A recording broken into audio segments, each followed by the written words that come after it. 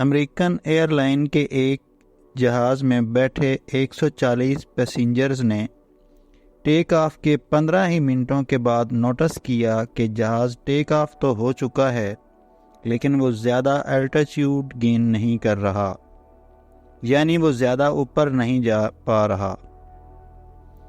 ابھی پیسنجرز نے یہ نوٹس ہی کیا تھا کہ اچانک جہاز کے پائلٹ نے اناؤنسمنٹ بیل بجائی، جس کے بعد پائلٹ نے جہاز میں بیٹھے 140 پیسنجرز کو ایک انتہائی خوفناک خبر سے آگاہ کیا۔ ناظرین، 21 ستمبر 2005 کو کیلیفورنیا کے شہر بیبک میں امریکن ایئر لائن جیٹ بلو کی فلائٹ 292 ڈپارچر کے لیے بالکل تیار تھی۔ اس وقت دوپہر کے 3 بج رہے تھے اور فلائٹ کو ٹھیک 3:15 پر نیو یارک کے لیے اڑان بھرنی تھی۔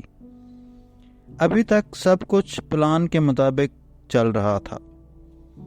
جہاز میں 140 پیسنجرز بیٹھ چکے تھے اور ایئر لائن کریو نے سارا لگیج بھی لوڈ کر دیا تھا۔ ٹیک آف کے لیے اگر انتظار تھا تو صرف کنٹرول ٹاور کے سگنل کا۔ جیسے ہی 3:15 ہوئے، جہاز کو کنٹرول ٹاور سے ٹیک آف کے لیے گرین سگنل دے دیا گیا اور ٹھیک 2 منٹ کے بعد یعنی 3:17 پر جہاز نے بیبک ایئرپورٹ کو الوداع کہہ دیا۔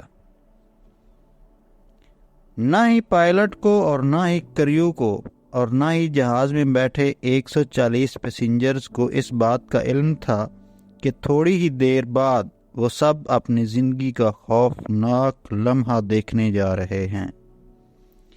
جہاز کو ٹیک آف کیے ابھی 15 ہی منٹ گزرے تھے کہ تمام پیسنجرز نے نوٹس کیا کہ جہاز زیادہ الٹیچیوڈ گین نہیں کر رہا۔ اتنے میں کیپٹن اسکاٹ نے جہاز میں ایک اناؤنسمنٹ کی، جس میں انہوں نے صرف یہ کہا کہ ہمیں ٹیکنیکل ڈیفیکلٹیز کا سامنا کرنا پڑ رہا ہے۔ یہ جاننے کے بعد تمام پیسنجرز کے کان کھڑے ہو گئے۔ کسی نے بولا کہ جہاز کا ایک انجن فیل ہو گیا ہے تو کسی نے بولا کہ شاید جہاز کا انجن مزید اوپر جانے کی طاقت کھو بیٹھا ہے، لیکن اصل مسئلہ اس سے بھی زیادہ خوفناک تھا۔ جہاز کو ٹیک آف کیے آدھا گھنٹہ گزر چکا تھا لیکن ابھی تک وہ کیلیفورنیا کے اوپر ہی اڑ رہا تھا۔ اتنے میں پائلٹ نے ایک بار پھر سے اناؤنسمنٹ کی اور بتایا کہ ہمیں لینڈنگ گیئر کی جانب سے کچھ وارننگ سگنلز مل رہے ہیں۔ کیسے وارننگ سگنلز، اس کا ابھی پائلٹ کو بھی علم نہیں تھا۔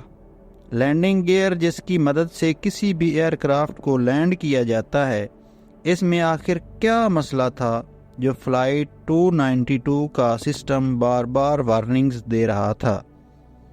یہ جاننے کے لیے کیپٹن اسکاٹ بھی کافی پریشان تھے اور اسی وجہ سے وہ جہاز کو زیادہ الٹیچیوڈ نہیں دے رہے تھے۔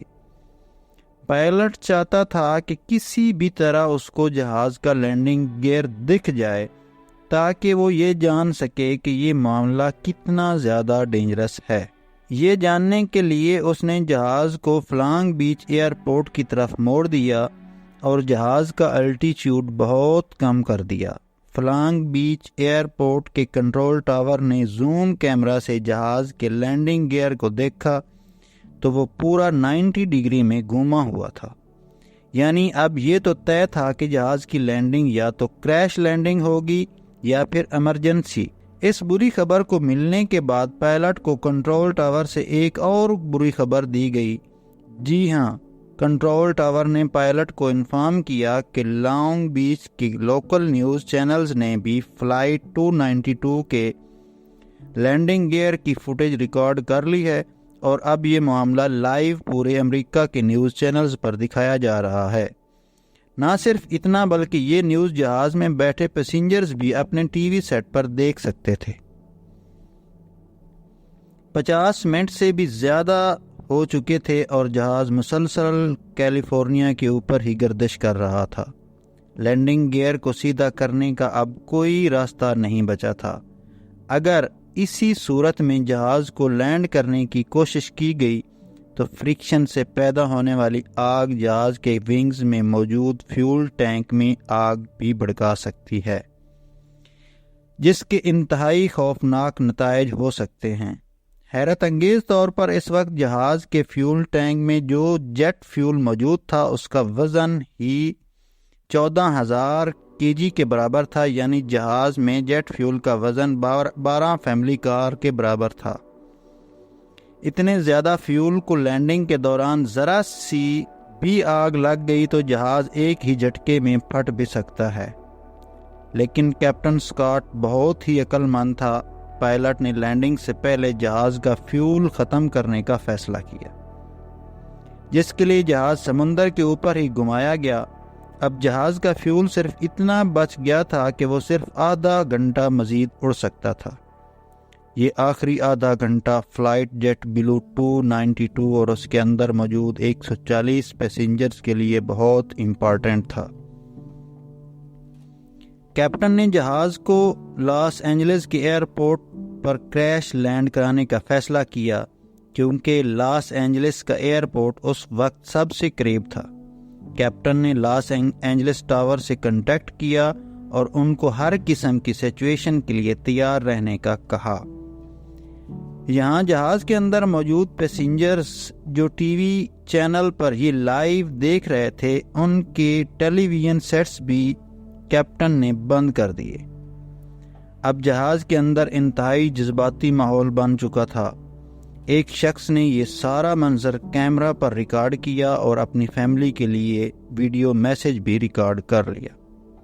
جیٹ بلو 292 اب لاس اینجلس ٹاور کے راڈار پر آ چکا تھا اور ایئرپورٹ کریو نے جہاز کو بچانے کی ساری تیاریاں مکمل کر لی تھیں۔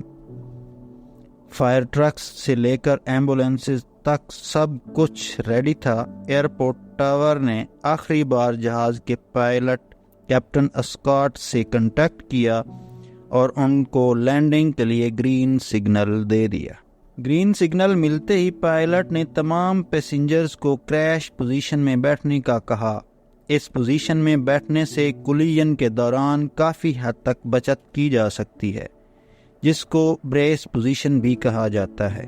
جہاز اب لاس اینجلس ایئرپورٹ رن وے تک پہنچ چکا تھا۔ پائلٹ نے بڑی مہارت سے پہلے جہاز کے پچھلے لینڈنگ گیئر کو زمین سے ٹچ کیا اور آہستہ آہستہ جہاز کی سپیڈ کم کی، اور آخر کار وہ گھڑی آ گئی جب پائلٹ نے فرنٹ لینڈنگ گیئر کو زمین سے ٹچ کیا، لیکن وہی ہوا جس کا ڈر تھا۔ زمین سے ٹچ ہوتے ہی فرکشن کی وجہ سے لینڈنگ گیئر میں خوفناک آگ بھڑک اٹھی۔ وہ آگ اتنی زیادہ تھی کہ اندر بیٹھے پیسنجرز کو بھی ٹھیک ٹھاک گرمائش محسوس ہوئی، لیکن دوسرے ہی لمحے ایک لمبی خاموشی ہو گئی اور جہاز خیر خیریت سے رک چکا تھا۔